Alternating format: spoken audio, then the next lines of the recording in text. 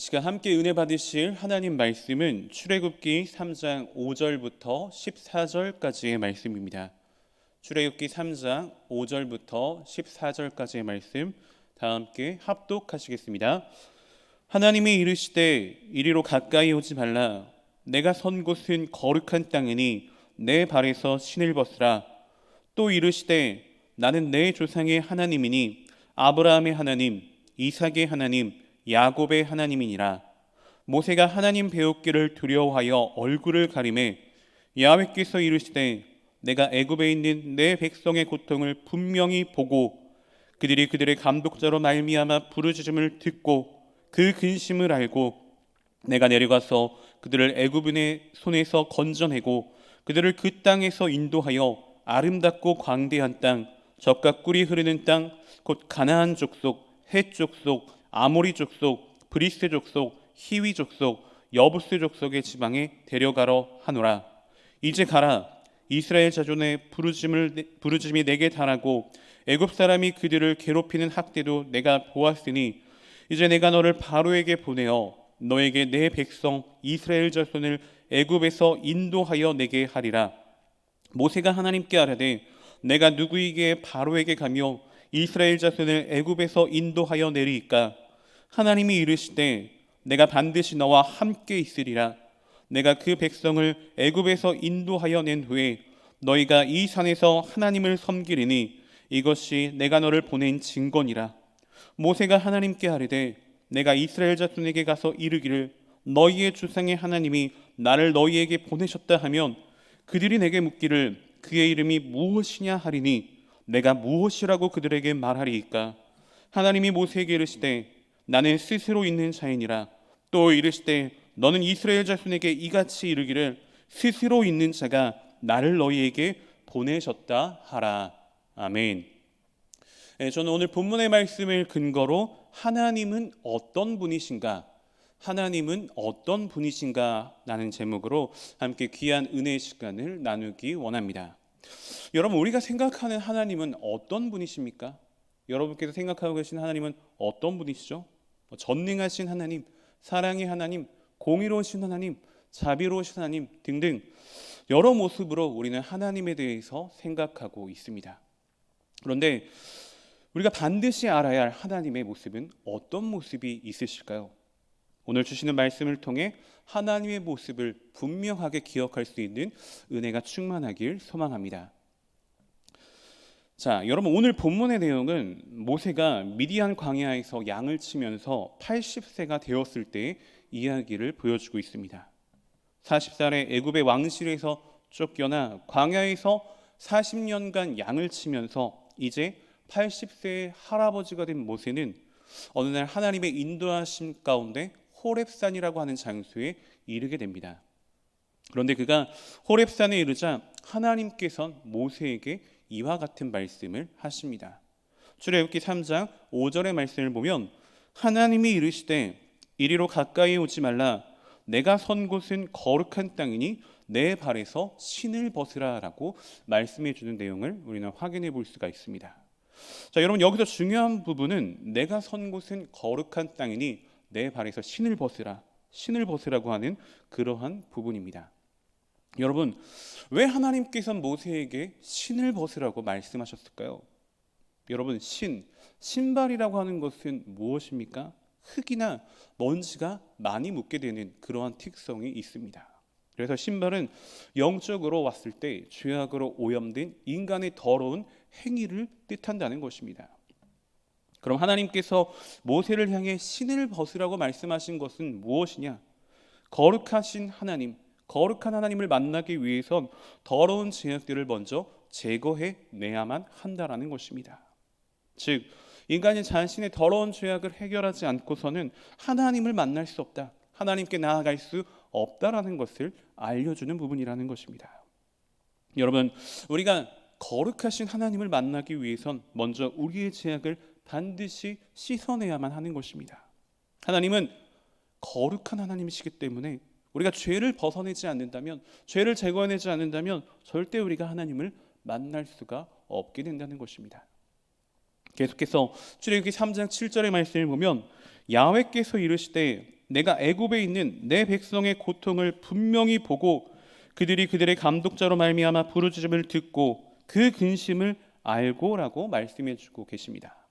방금 살펴본 이 7절의 말씀을 보면 세 개의 동사가 나오는 걸 확인해 볼 수 있습니다. 보고, 듣고, 알고라고 하는 동사죠. 하나님께서는 하나님의 백성들의 고통을 분명히 보고 계셨습니다. 그리고 그들의 부르짖음을 들으시고 계셨고 근심과 고통을 알고 계신다라는 것을 우리가 이 구절을 통해 확인할 수 있는 것입니다. 자, 여러분 여기서 안다라고 하는 것은 히브리어로 야다라고 하는 단어를 사용하는데 이것은 단순히 지식적으로만 아는 것이 아니라 체험을 통해서 깊이 공감한다라는 의미가 담겨져 있는 것입니다. 그럼 이 의미가 무엇일까요? 하나님께서 하나님의 백성들의 고통을 자신의 고통으로 느끼고 계셨다라는 것입니다. 하나님의 백성이 고통을 당하면 하나님께서도 마찬가지로 고통을 당하신다는 것입니다. 여러분, 일반적으로 자식이 어려움을 느끼면 어떻습니까? 어려움을 겪고 힘들어하면 부모도 같이 힘들어하게 됩니다. 자식이 병에 걸려 아프게 되면 부모도 같이 고통을 느끼게 된다는 것입니다. 하나님께서도 우리에게 어떤 존재십니까? 하나님께서도 우리의 아버지가 되시기 때문에 이와 마찬가지 원리가 적용된다라는 것을 우리가 알아야 한다는 것입니다. 그래서 여러분, 우리 하나님께서도 우리가 고통을 당해 힘들어할 때 함께 고통을 느끼고 계신다라는 것을 알아야 하는 것입니다. 우리가 고통을 당해서 너무나도 괴롭고 힘든 상황에 처하게 되었을 때 하나님은 멀리서 방관만 하시는 것이 아니라 우리와 함께 아파하시고 우리를 고통 속에서 이 힘든 고통 속에서 건져내기 위하여 일하고 계신다라는 것을 우리가 분명히 기억할 수 있어야 하는 것입니다. 사랑하는 여러분, 하나님께서는 이스라엘 백성들의 이와 같은 고통을 보시고 그들의 부르짖음을 들으시고 그들의 근심을 알고 계셨습니다. 그래서 이 모세라고 하는 지도자를 통하여서 그들을 애굽에서 구원하여 내신 것입니다. 계속해서 출애굽기 3장 14절의 말씀을 보면 하나님이 모세에게 이르시되 나는 스스로 있는 자이니라 또 이르시되 너는 이스라엘 자손에게 이같이 이르기를 스스로 있는 자가 나를 너희에게 보내셨다 하라라고 말씀해 주는 부분을 확인해 볼 수 있습니다. 여러분, 인간은 존재하기 위해서 무엇이 필요합니까? 인간이 존재하려면 무엇이 필요한가요? 먼저 아버지와 어머니가 필요합니다. 아버지와 어머니가 필요하고 어머니 뱃속에서 10달 동안 있어야 하는 조건이 갖춰져야만 하는 것입니다. 즉 인간이 존재하기 위해선 어떠한 환경과 어떠한 조건이 반드시 필요하다라는 것입니다. 하지만 하나님께서는 어떠십니까? 하나님께서는 이와 같은 환경이나 이와 같은 조건들이 조금도 필요하지 않다는 것입니다. 여러분, 모세가 하나님은 어떤 분이신지 묻자 하나님께서는 무엇이라고 말씀을 해주셨습니까? 하나님께서는 자신에 대해 스스로 있는 자라는 그러한 표현으로 설명해 주셨습니다. 그런데 이 말의 본 뜻은 하나님은 우리 인간이 이해할 수 있는 분이 아니라는 거죠. 온전히 하나님에 대해서 이해할 수 없다라는 것입니다. 다시 말해 이 세상의 그 어떤 언어나 그 어떤 표현으로도 하나님에 대해서 완벽하게 정의를 내릴 수는 없다라는 것입니다. 그럼 우리 인간이 하나님을 어느 정도까지만 알 수 있을까요? 어느 수준까지 알 수 있습니까? 하나님께서 자신을 계시한 만큼만 그 정도 수준까지만 우리가 알 수 있는 것입니다. 즉 성경에 나와 있는 부분까지만 그리고 우리가 체험하는 그 부분까지만 우리가 하나님에 대해서 알 수 있게 된다는 것이죠. 자, 그런데 때로는 우리가 이런 생각에 잠길 수가 있습니다. 하나님께서 어떻게 이러실 수가 있는가? 사랑의 하나님께서 어떻게 이러한 환경을 나에게 허락하실 수가 있는가 하는 그러한 물음에 잠길 수가 있다는 것입니다. 그런데 생각해보면 이해가 온전히 되지 않으니까 하나님이신 것입니다. 유한한 우리 인간이, 한계가 뚜렷한 우리 인간이 무한하시고 전지전능하신 하나님에 대해서 모두 다 완벽하게 이해할 수가 없는 것입니다. 여러분, 요셉을 생각해보면 어떻습니까? 요셉을 생각해보면 어떤가요? 요셉은 17살 때 꿈을 꾸게 되죠. 근데 그 꿈을 꾼 이후 그의 인생은 꿈과는 다른 방향으로 진행되는 것을 볼 수가 있습니다. 형들에 의해서 노예로 팔려가게 되고 또 노예로 일하는 그 집에서 성실하게 일해서 가정 총무가 되었지만 억울한 누명을 쓰고 감옥에 들어가게 되는 것을 우리는 성경을 통해 확인해 볼 수 있습니다. 그때 요셉에게서 이런 마음이, 이런 생각이 들지 않았을까요? 왜 나에게 이런 일이 생기는 거지? 왜 이렇게 기가 막힌 힘든 일들이 생기는 거지? 왜 하나님께서는 나에게 이런 일을 허락하셔야만 했을까 하는 그런 마음이 생기진 않았을까요? 당시 요셉은 자신에게 생겨나는 일들이 이해가 되지 않았을 것이고 하나님 또한 이해가 되지 않을 수도 있었을 것입니다. 하지만 여러분, 하나님께서는 요셉이 전혀 생각하지 못했던 그러한 방법을 통하여서 요셉을 향하신 당신의 뜻과 계획을 이루어 주셨고 그를 통해서 수많은 사람들을 흉년에서 구원해내신 것을 우리는 확인해 볼 수가 있는 것입니다. 여러분, 또 욥을 보면 어떻습니까? 욥을 보면 어떤가요?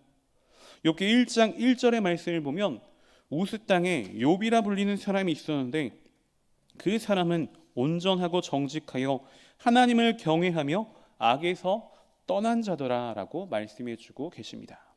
여러분, 말씀에서 알려주는 바와 같이 욥은 온전하고 또 정직했으며 하나님을 경외하고 무엇보다 악에서 떠난 그러한 완벽한 사람이었습니다. 그런데 하루아침에 욥은 모든 재산을 순식간에 날려버리고 자녀들 또한, 사랑하는 자녀들 또한 한순간에 잃고 말았습니다. 또한 자신의 육체도 어떻게 되었나요? 심각한 피부병으로 인하여서 극심한 고통을 경험해야만 했습니다. 그러한 모습을 옆에서 지켜본 욥의 부인은 뭐라고 합니까? 하나님을 욕하고 그냥 죽어버리라고 그런 말까지 서슴지 않았습니다. 여러분, 왜 욥에게 이러한 극심한 고난이 다가와야만 했을까요? 욥의 소식을 들은 그의 친구들은 욥을 찾아와서 그가 이와 같이 고난을 당하는 이유를 이와 같이 말하고 있습니다. 욥기 4장 7절에서 9절의 말씀을 보면 생각하여 보라, 죄 없이 망한 자가 누구인가? 정직한 자의 끊어짐이 어디 있는가? 내가 보건대 악을 밭갈고 독을 뿌리는 자는 그대로 거두나니 다 하나님의 입기운에 멸망하고 그의 콧김에 사라지느니라 라고 말씀해 주는 친구의 이야기를 확인해 볼 수 있습니다. 여러분, 욥의 친구는 욥이 현재 당하고 있는 이 고난의 이유를 죄의 결과이다 라고 말하고 있는 것입니다. 즉 하나님께서는 죄가 없는 자에겐 절대로 벌을 내리는 그러한 하나님이 아니라는 그러한 논리가 된다라는 것입니다. 다시 말해 이 말은 욥이 분명하게 죄를 지었기 때문에 욥아, 너가 분명한 죄를 지었기 때문에 그에 대한 보응으로, 죄에 대한 보응으로 이러한 고난을 당하고 있다라고 말하고 있다는 것입니다.